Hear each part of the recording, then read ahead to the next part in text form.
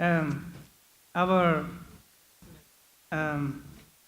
last topic in this session is I see God inside everyone. ਮੰਦਰ ਢਾਹ ਦੇ, ਮਸਜਿਦ ਢਾਹ ਦੇ ਜੋ ਕੁਝ ਢਹਿੰਦਾ, ਪਰ ਬੰਦੇ ਦਾ ਦਿਲ ਨਾ ਢਾਈ, ਰੱਬ ਇਹਦੇ ਵਿੱਚ ਰਹਿੰਦਾ। ਤੇ ਇਹਦੇ ਸਪੀਕਰ ਹਨ Sardar Gurmustuk Singh, affectionately known as Mr. Sikhnet by millions because of his very useful website Sikhnet. He started it in 1995 as a teenager out of high school during the beginnings of the World Wide Web. He also started the first and largest online matrimonial service for Sikhs, sikhmatrimonials.com. By the way, apni daughter waste we found the match there also, and my son-in-law just met Gurmustuk Singh and thanked him for his services. Later he introduced many other innovative and unique web services which all of us in this room probably used moments before this session, including Sikhi Wiki, Gurbani, Media Center, Sharma Game, audio stories for kids, you name a few, Youth Online Film Festival. All of these services continue to serve the Sikh community today. Please welcome Gurmustuk Singh to the stage. Thank you. Waheguru Ji Ka Khalsa, Waheguru Ji Ki Fateh. Thank you all. I'm pleased to be here again with you all and be able to share some thoughts and words with you all. Thank you for Inder Mohan for sharing all the very good perspectives. I think some of the things that I'm going to be talking about fit very well with this, and even the panel that came before talking about leadership and change and a lot of different challenges that are happening at this point. I just wanted to start because, first off, myself being, even though my parents adopted this Sikh faith and I was born and raised a Sikh, because I looked different when I went to boarding school in India, people stared at me, who is he, what is he about? I came here, you're, a white guy in a turban, like, what is he about? Just as you all feel maybe out of place at times when people are staring at you walking down the street or walking in an airport or wherever it may be. And there comes to be this feeling of this us and them, and when you start to see that there's differences in people all around us.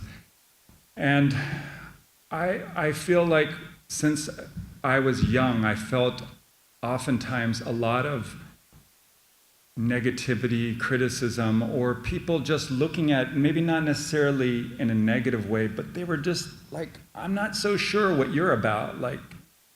And so a lot of, I think, when I started Sikhnet, it was really about creating community and about seeing the common part in each of us, that we all are unique in our own way, but how do you go beyond that otherness? And I think, for me, since Sikhi in the community that I grew up with was very new, and I haven't had generations of family who came from a Sikh lifestyle. So everything was learned, was so fresh and different. So I really related, and I know many people that I see who come to this faith, who are new to Sikhi, they see this light of the universal, seeing God in everybody and God around in everything, and they're attracted to this, all the different teachings that the Gurus taught. But then oftentimes the pitfall that oftentimes happens is we're all human, and so in spite of that, many of the things we don't all practice, or we're having a hard time. And so what that means is many of us, we find ourselves caught in this person is doing this thing wrong, dividing, we're looking at, okay, they're different. And I find that when I relate to Sikhi, I relate to it as like Guru Nanak, he, whether it was a murderer or somebody like him and Bhai Mardana in their travels, there was the Sheikh Sajjan, and he saw the light in this thief and murderer, and yet he uplifted him. And that was like a perfect example of him showing a mirror reflection and saying that, just like the brass, that no matter how much you polish it, it's still going to have the tarnish. So in other words, what's inside you is really, you can put on all these, look this way and I look that way, but ultimately it's really what comes out of you. And so when I relate to Sikhi, it's that compassion. It's overcoming this home so that you can see that when you look at when I look at somebody else, I see I am you, you are me. And when that's not to say that you don't have struggles with,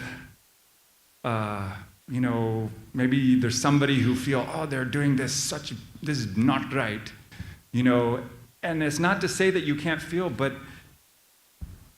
the challenge is that in every situation, whether you are within the Sikh community or without, there's always a lot of it really comes down to that we all have our own relationship of how we see the world. You're taught, if you're a white supremacist or somebody who has racism, you're taught blacks are bad, they're under things, that's what you're taught and what you're bringing. And so in the same way, in our everyday life, we see the world through whatever way that we were taught, and that's not the whole picture. And so when you meet other people and you see other people, and you're trying to relate to them, like when somebody comes up to me and says, who's your Lord and Savior? And if they're trying to say, do I fit with their beliefs, or do I, fit into it's one thing if we're coming into it in a, like learning from each other, like trying to learn about you. What are you about? What do you believe in? Where do I have common thing that fits into that? But I think the pitfall is, which I see so much online, is everybody wants to just say what everybody is doing wrong. They want to it's like this feeling of, it's almost like a, what's the word? I look at it as like you're trying to save Sikhi, or there's always something wrong and we gotta stop whatever they're doing this wrong. But the pitfall when that comes is, especially online, we only see one little part of the story. And I feel that it's easy to criticize other people and to put people down. It's much, much harder to just say, look at somebody and give them a smile. And if you see somebody that might be doing something that you don't feel is right, or you have some other thing, how do you take that person and just talk with them, connect with them, maybe inspire them, or give some other inspiration rather than you're lifting them up? And I think that's the part that I always strive to do. And I know for myself, since I've grown up in a pretty multicultural family. My mother's side is Jewish, my father's side is Christian. My cousin, she's a Hare Krishna. I have all these, and then people in our community are coming from so many different religious backgrounds. So it is, for me personally, that's helped me have a much more open perspective to other people that are different. When you are judged and you feel like you're a minority or something, it makes you feel more understanding for other people. And I feel that us as Sikhs oftentimes forget that, especially within the Sikh community, forget about being outside. So I certainly would, I'm sure, I just want to say, how many of you deal with judging or feeling judged or criticized from other people on a regular basis? Okay, I would say it's a pretty natural and normal thing. I have judgment, criticisms that come to my mind. I think about things. Nobody's immune to it. We're human. It's just like the ego, and it's just part of your makeup, that these are tools that are giving you to be analytical or to think about things. And I think probably with relation to being Sikhs, that's something that I've always felt has been one of the missions in terms of SICKNET, is because there's so much division in our community. We like to, separate and put people down, and it's so prevalent, at least online. And I think it's something that we all have a power to change. That when you are out and you're seeing something that's happening, you take a moment and think for a second. Because I know, like, when I was I'll give you a personal example. When I was a teenager, I went to boarding school in India before that. When I came back to the US, I had to then determine, like, do I want to be a Sikh, or what do I want to do? Like, my mother was a Guru Granthi, I was raised very dharmic family, but at some choice, you have to, like, say, all right, is this for me? Am I this? Who am I? Or I want to explore and do all this. And so I went off and did all the things the bad stuff. I went out and partying, and I was shaving my beard, and I was going out to clubs, and, but that point in my life, that is kind of what gave me an experience of the emptiness, the aloneness, the feeling of what I actually was raised with. So you judge me when I'm in there, then I'm gone. You cast me out when I'm in there, you go gone. So who's to know what stage that people are in, and what hardship they have to go through, what emptiness that they have to go to wake up? And we don't know that. So how can we say somebody's doing this or that, whether it's a good thing or a bad thing, and we don't know what experience? That's their own journey that they have to go through, their relationship with the Guru and their karma, and ultimately it's the Guru's gift, the Guru's blessing that enables us and says, okay, this person, you get to have the vision or have the experience or whatever you want to call it, and this is all Guru's blessing. And I think that one of the things, so this was a quote from one of the Shabads of Guru Arjan Dev Ji, and this is an example Ekankar shared with me, and this is about slander, and he says, "First I gave up slandering others. All the anxiety of my mind was dispelled. Greed and attachment were banished entirely." And so the Guru goes through, and basically towards the end, the Guru ends basically saying, the enemy and friends have become the same to me. The perfect divine is permeating in all. So talking bad, if you're with my wife, she knows, I don't like, whenever somebody's talking about other people, I leave. I don't like it. There's been too many times where people I know, people say stuff, they're gossiping or whatever, and then it changes how I think about that person. It's like a poison. For me, that's what it's like. It's like a poison. So, and how the Guru is just examining that when we go to that level of being negative, talking about each other, it brings us down. It takes us, when we talk about seeing the God in each other, like it creates this separateness. And I think it's something that is very good to be aware of. And I think probably what I just wanted to end with is some thoughts about, like, maybe how, for me, how I've deal with this. And I think oftentimes it's a practice every day in terms of being more conscious about everything that is going through my mind. It's like when you say Nam Simran, when you're meditating on God and you're connecting and tuning into things, so much of what we do in every day, we're not really paying attention to our own thoughts in our minds. Our minds are 1,000 thoughts, always. They say, like the monkey mind, it's always going. And so if you start to listen to what's coming out of your mind and you catch it.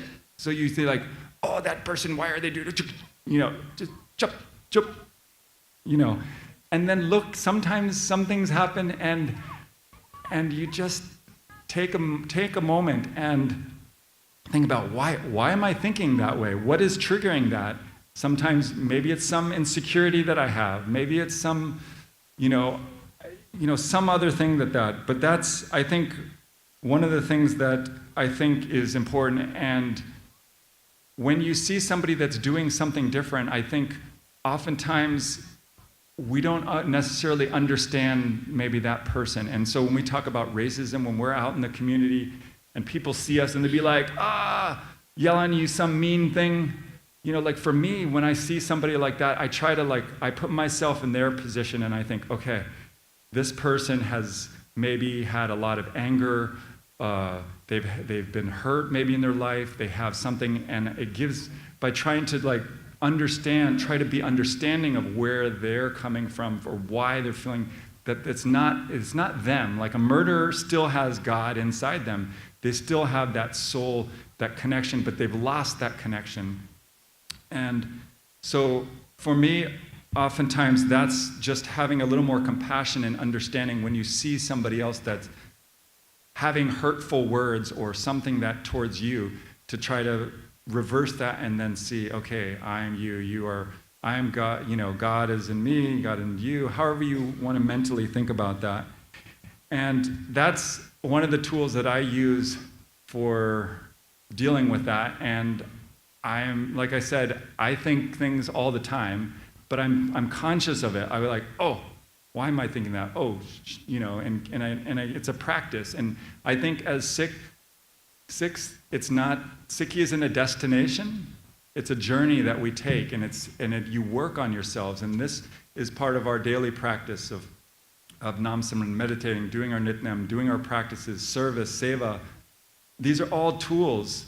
And if you don't relate to them or have any, if it doesn't give you any energy or value, why it's just a ritual. So, but you have to create that experience and not judge other people with what it is that gives them that experience. So thank you for a little bit of the time to share a few thoughts. I think if I make one request, and I would request you all, just take the next day or so and just watch your mind a little bit when you see, and just see what happens and think about that. And I hope that the next time you see somebody else that's different or something that you think twice and you say hi to them, show, Sikhi for me is about oneness. It's about compassion and coming from the heart, not from this fiery anger. We have the martial tradition ingrained in us as Sikhs, but we have to have that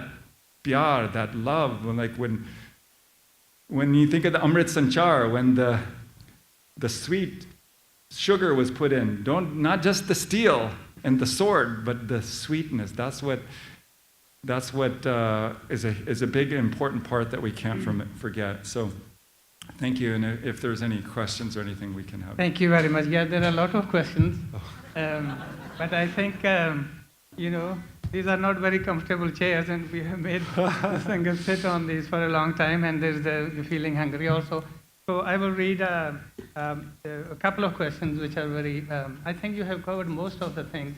Many things really repeat themselves, and I'm sure you are going to repeat what has already been said. Okay. But the interesting thing is really searching within yourself. Yeah. You cannot really have answers from anybody. It is a relationship between yourself and the Guru. Yeah. There is nobody in between. Yeah. So you have to search your soul for that. Here is a very interesting question. It says, we all have unconscious and implicit bias. Do you find white Sikhs have against others who are not like them? For example, against non-white Sikhs or Punjabis or the new immigrants, something like that. And if there is, then how we go about it? Yeah, I think probably with my parents' generation or the older Punjabi background Sikh community, more tendency to be more of a difference in terms of relating. But my generation, the kids of those and your kids, we have more in common. So it's just easier to relate. It's not that there's bias per se. It's just like if you're on the street and some white person just sees you and they don't know anything about a Sikh, it's like you don't have a connecting point or to relate. There's differences. So for many people who don't know very much about Indian culture, they may not relate to some of the things that are Punjabi, but it's not necessarily a negative thing per se, but it's just, like I do yoga. Not everybody does yoga. You don't want to do it, fine. It's not like mutually exclusive, that just like somebody from Punjab might love certain things that they, might not. So I hope that gives you. Yeah, another question is that which the community is facing on a wide scale, that is the bullying in schools. And I know it because we have been involved with this thing for a long time here. And here's a question from a gentleman or a lady or a mom. She says that my 12-year-old son recently told me he feels odd and different in certain settings, and any words of wisdom for him. We have a lot of these complaints from the school children. Many of them confess it to the parents and many don't. And we have found that and the school authorities are now admitting that these things are listing there. And they are addressing to this one. Yeah. And this is one typical one. Probably he feels more uncomfortable in a school setting rather than anywhere else. Yeah, I think that's a hard one. I think there's no simple answer to that, because you even look at it from the surface. When many people came from India to here, there's that feeling of, it's not bullying, but you look different and you treated different. But ultimately, I try to look to the example of the gurus and the hardship that they went through. They went through so much. It's not easy. It's like walking the path of a double-edged sword. If you want to live the life of the guru that they taught, this lifestyle and in this form, it's going to be challenging. If you want the easy path or want something easier, there's many other options. So it's not an answer, but I know that I had to deal with that. I think in school, I went to boarding school in India, so it was a little bit different. But I have always felt that even when I was in India, people stared at me. When I came to America, stared at me, and there is a level of like us and them. And I think really the best thing I can say is for these youth to band together, like to be together with other like-minded, supportive youth. So maybe they have other Sikhs in the school. Yeah. Ultimately, I think there's two different sides to that. One is looking different and them wanting to fit in. Like my son, he's 17, and he's going through it right now. He's like, I don't know if I want to be a Sikh. I don't know if and I'm like, I went through that, and I want to protect him, and I want him to not make all the mistakes. But I know from my own example that I had to go through that, and so he's going to go through his own. I would say to the mom who wrote this question is that I have been personally involved with the school, the education system, right from the SSPI to our local schools in Fresno County. And there has been a lot of awakening and awareness, and the school staff is very, very conscious about it, very aware of it. The governor has written very strongly statewide in the proclamations, and SSPI has written it to all the counties and the school superintendents, and they are very conscious about it. If your son is talking about the school setting being uncomfortable there is a lot which can be done. You can go and meet the counselors there, meet the teacher, and speak to the class where he feels uncomfortable, so that the other kids know that their moms are moms and they are like any other guy's mom. And those people will listen to you. And I'm very happy on this note that a lot has been done. And I found very encouraging that the school authorities are so responsive that any school authority we went, any superintendent of education or school we went, they listen to you, and they assure that they are doing everything they can. The other thing, most important thing, probably you are aware of Pashwinder Banji. Pashwinder is here. She's also been involved in the school curriculums and all that kind of thing. Dr. Omkar Singh Bindra has done a lot in Sacramento. And the reason what we found about our Sikh children was that there was no information in school syllabus or curriculum about the Sikhs. There has been something about all the other ethnicities and religions, but not a single line about the Sikhs. So in the new textbooks, that has been included. So there is a lot of invisible spade work which has been done, which is going to be implemented in the future. But meantime, even if it is not in the textbooks or the textbooks are not readily available in any school, you can go and speak to the school authorities. They will listen to you, and they will help the child every way we can. Yeah. So I think what you're saying about the educational component is important, because that's when you're breaking down the barrier of like there was one quick story was there was this white supremacist that he got lured into that, and he was part of one of the leaders of this movement. Later on, he kind of saw his change, and there was another man who, one of his friends, he was like, I'm gonna go kill some Muslims, I wanna go do, and he was like, he flew out. This was after he transformed away from that, and he was, yes. And he went there, and basically he told him, let's go to lunch somewhere. But before that, he arranged a meeting with an imam in the local area. And then he brought him, and then when he was there, he was like, we're going to meet there. And he was like, no, I can't. Ultimately, he said, face your fears, because he didn't want to face the imam face to face. And when he met him, they talked for 20 minutes. That changed his life forever, and they're now best friends, or really good friends.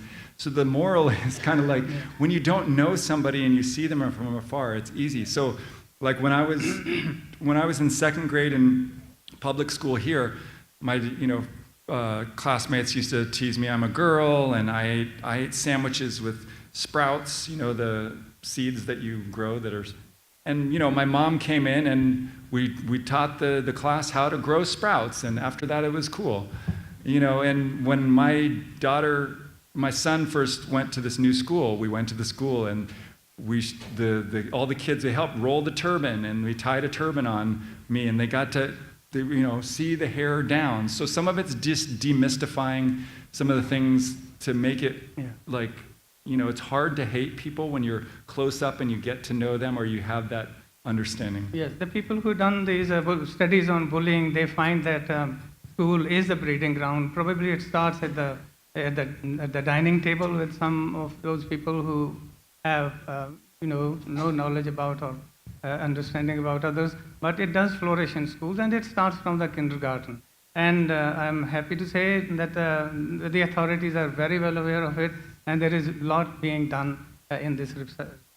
With this note, I would say that thank you very much, all of you speakers, as well as the audience who has been very patient.